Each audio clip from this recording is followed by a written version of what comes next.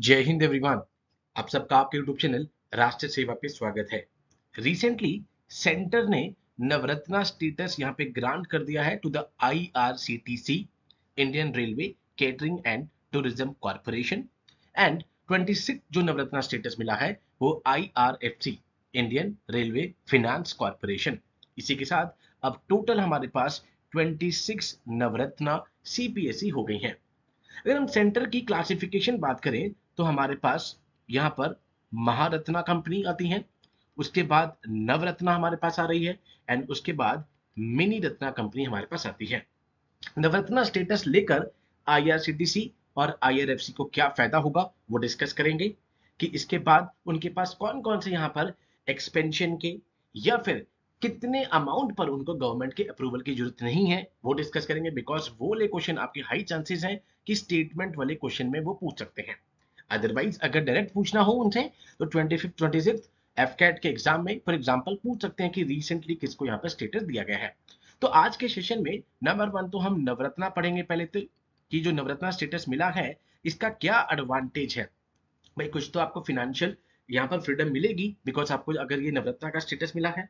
Number 2, Maharatna companies कौन कौन सी हैं वो डिस्कस करेंगे। नंबर 3, यहाँ पर कि 3 डिविजन क्लासिफिकेशन कौन सी है सेंटर की वो डिस्कस करेंगे। बट अभी के लिए फैक्ट आपके लिए इंपॉर्टेंट है कि 25th और 26th नवरत्ना CPSE बन गई है। ओके, कंपनीज अब जिनको नवरत्ना का स्टेटस मिल गया है वो 1000 करोड़ तक इन्वेस्ट कर सकते हैं या फिर 15% 15% of their net worth in a single project without prior approval from the central government. सबसे इंपॉर्टेंट जो आपको एग्जाम में पूछा जा सकता है कि भाई वो 1000 करोड़ तक इन्वेस्ट कर सकते हैं या फिर जो उनका नेट वर्थ है उसका 15% वो किसी एक सिंगल प्रोजेक्ट में यहाँ पर इन्वेस्ट कर सकते हैं, एंड उसमें उनको प्रायर अप्रूवल की जरूरत नहीं पड़ेगी भारत सरकार की। Number 2, it enables them to independently establish partnership, वो पार्टनरशिप एस्टैब्लिश कर सकते हैं, सब्सिडरी क्रिएट कर सकते हैं अपनी, और ज्वाइंट वेंचर में एंटर कर सकते हैं। ये 2 पॉइंट आपके यूपीएससी परस्पेक्टिव से इंपॉर्टेंट है, ठीक है।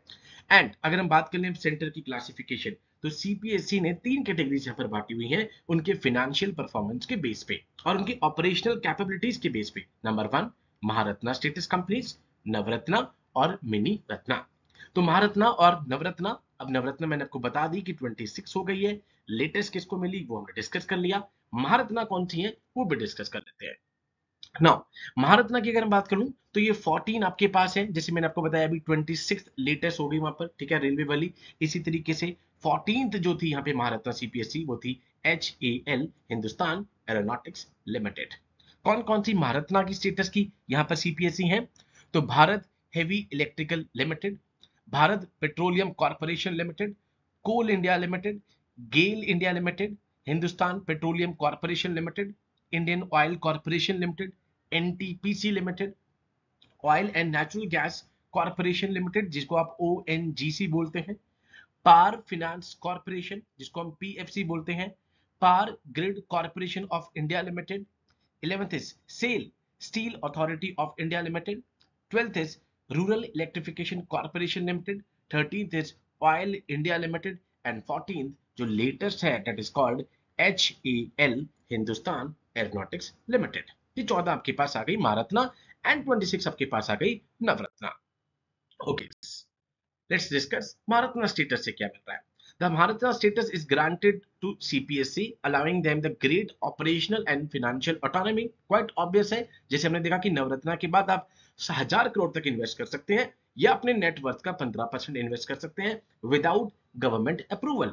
सेम इस तरीके से महारत्ना स्टेटस लेने के लिए पहले आपको नवरत्ना का स्टेटस मिला होना चाहिए, ठीक है। आप देख रहे हैं ना, महारत्ना, नवरत्ना, मिनी रत्ना। तो मिनी रत्ना से नवरत्ना, नवरत्ना से प्रमोट महारत्ना, सबसे ऊपर महारत्ना कंपनीज आपके पास आ गई। दैट मींस अब IRCTC इससे नेक्स्ट जंप महारत्ना में कर सकती है। The company must have previously been conferred the Navratna status, stock market में उसकी लिस्टिंग होनी चाहिए। The company must be listed on Indian Stock Exchange, complying with the SEBI regulations, Security and Exchange Board of India.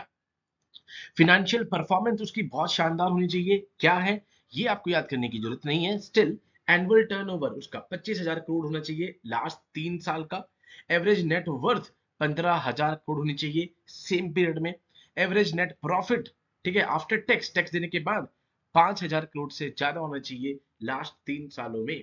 ये financial performance होगी तब आपको ये status मिलेगा। नंबर 4, उसकी ग्लोबल प्रेजेंस होनी चाहिए, इसके बेस पे ही आपको स्टेटस मिल सकता है। The government introduced Navratna in 1997 to identify and support CPSC with competitive advantage in their journey to become a global leader. Under this scheme, Navratna were granted power in the capital expenditure, joint ventures, मैंने भी आपको बताया कि किस तरीके से वो joint ventures में आ सकते हैं, ह्यूमन रिसोर्स मैनेजमेंट, इन सब में उनको यहाँ पर ऑपरेशनल कैपेबिलिटीज और फाइनेंशियल पावर उनको मिल गई। नाउ इम्प्लीकेशंस क्या है?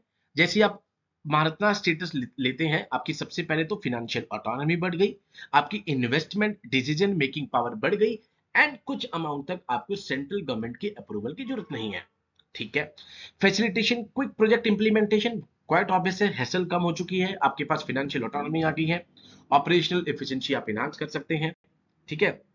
अब इसके अलावा स्ट्रैटेजिक इंपॉर्टेंस तो हाईलाइट कर ही रही है ये एचएएल, और इसके अलावा ग्लोबल स्केल पे भी आपकी प्रेजेंस यहाँ पर बढ़ेगी। तो ये थी कुछ कि नवरत्ना स्टेटस, महारत्ना स्टेटस, ये आपको याद रखनी है। 14 है, ये आपको याद हो 26, लेटेस्ट आपको पक्का पता हो कि किस किस को यहाँ पे रिसेंटली नवरत्ना स्टेटस दिया है। ठीक है। तो ये टॉपिक आपके अभी आने वाले एनडीए, सीडीएस और सीएपीएफ के एग्जाम में इंपॉर्टेंट हो सकता है। इट्स नॉट लाइक कि ये 26 अभी बनी है, बट नवरत्ना 14 आपके पास महारत्ना ऑलरेडी है। तो नवरत्ना के लिए क्या स्ट्रैटेजी है, क्या फाइनेंशियल ऑटोनॉमी मिल सकती है, स्टेटमेंट वाले क्वेश्चन में आपसे पूछा जा सकता है। So with these words I conclude my today session. जय हिंद टू ऑल, टेक केयर।